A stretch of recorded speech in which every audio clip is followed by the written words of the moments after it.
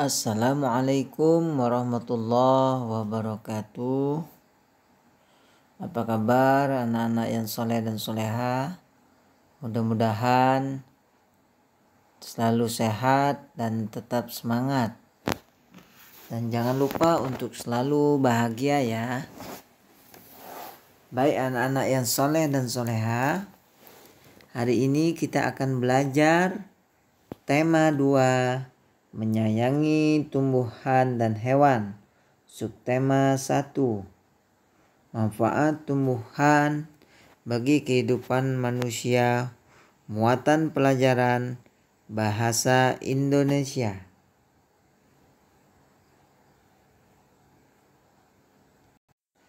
Adapun tujuan pembelajaran kita pada hari ini adalah pertama, melalui membaca kalian dapat mengetahui pesan yang terkandung di dalam dongeng.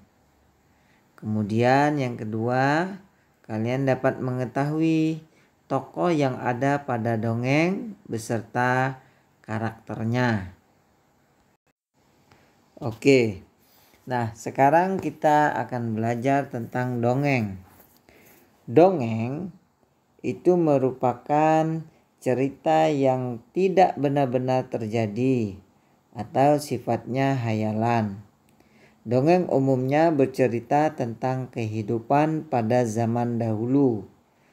Nah, dongeng itu biasanya bersifat menghibur dan mengandung nilai moral atau pendidikan ya.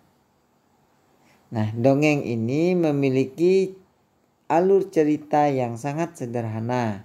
Biasanya itu terdapat pesan moral atau amanat yang disampaikan kepada pembaca.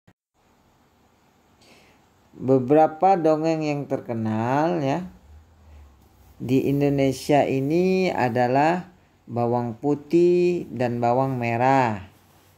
Mungkin kalian pernah mendengar cerita atau dongeng Bawang Putih dan Bawang Merah ya. Ada Malin Kundang, kemudian ada Lutung Kesarung dan lain sebagainya. Nah, dongeng yang menceritakan kehidupan hewan yang berperilaku menyerupai manusia itu dinamakan fabel ya. Nah, contoh fabel ini adalah kancil, kemudian kelinci dan kura-kura, keledai yang malas ya, dan tikus kota. Nah, salah satu unsur dalam dongeng itu adalah tokoh. Nah, tahu nggak kalian apa itu tokoh? Tokoh ini adalah para pelaku yang ada di dalam dongeng ya. Tokoh di dalam dongeng ini dapat berupa hewan, manusia, dan tumbuhan. Nah, setiap tokoh di dalam dongeng ini memiliki sifat, kemudian sikap, dan tingkah laku tertentu. Nah, berdasarkan hal tersebut, terdapat 3 jenis karakter tokoh di dalam dongeng ya. Yang pertama adalah tokoh protagonis. Nah, tokoh protagonis ini adalah tokoh yang berwatak baik. Jadi yang memiliki sifat yang baik itu dinamakan tokoh protagonis. Kemudian yang kedua ada namanya tokoh antagonis. Nah, tokoh antagonis ini adalah tokoh yang berwatak jahat atau buruk ya. Jadi yang mempunyai sifat buruk, kemudian tingkah lakunya jahat ya. Nah, itu namanya tokoh antagonis. Nah, kemudian ada yang ketiga namanya tokoh tritagonis. Nah, tokoh tritagonis ini adalah tokoh yang sering menjadi penengah antara tokoh protagonis dan tokoh antagonis ya. Baik anak-anak yang soleh dan soleha, sekarang kita akan melihat unsur-unsur dongeng itu sendiri ya. Jadi unsur dongeng itu ada 5 ya. Ada tokoh ini adalah para pelaku yang ada di dalam dongeng. Misalkan ada dongeng itu ada namanya tokohnya, para pelaku atau pemerannya ya. Kemudian ada latar. Latar ini adalah tempat, kemudian waktu atau suasana di dalam dongeng itu sendiri ya. Nah, kemudian ada yang ketiga namanya watak tokoh. Watak tokoh atau karakter ya. Watak tokoh atau karakter ini adalah sifat tokoh di dalam dongeng, sifatnya ya, atau wataknya. Nah, kemudian yang keempat ada alur.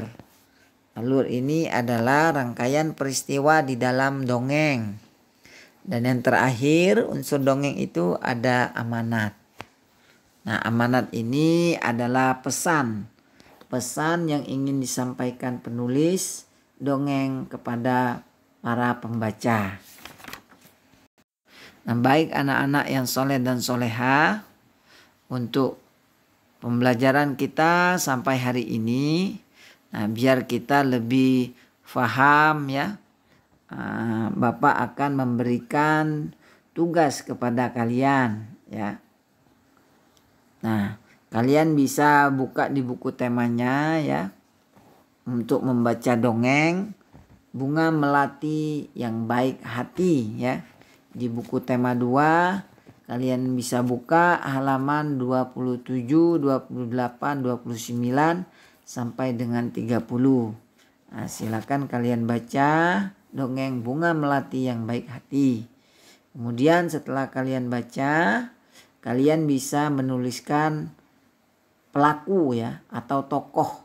Ada 4 tokoh yang ada pada dongeng Bunga Melati yang Baik Hati itu beserta karakternya.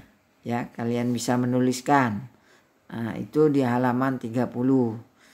Dan terakhir, kalian bisa menuliskan pesan atau amanat yang terkandung di dalam dongeng Bunga Melati yang Baik Hati.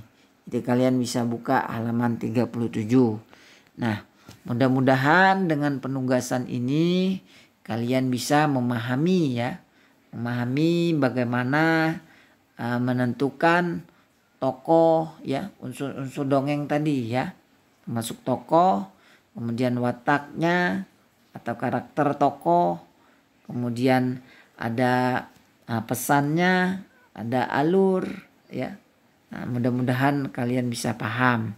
Mungkin demikianlah pembelajaran kita hari ini.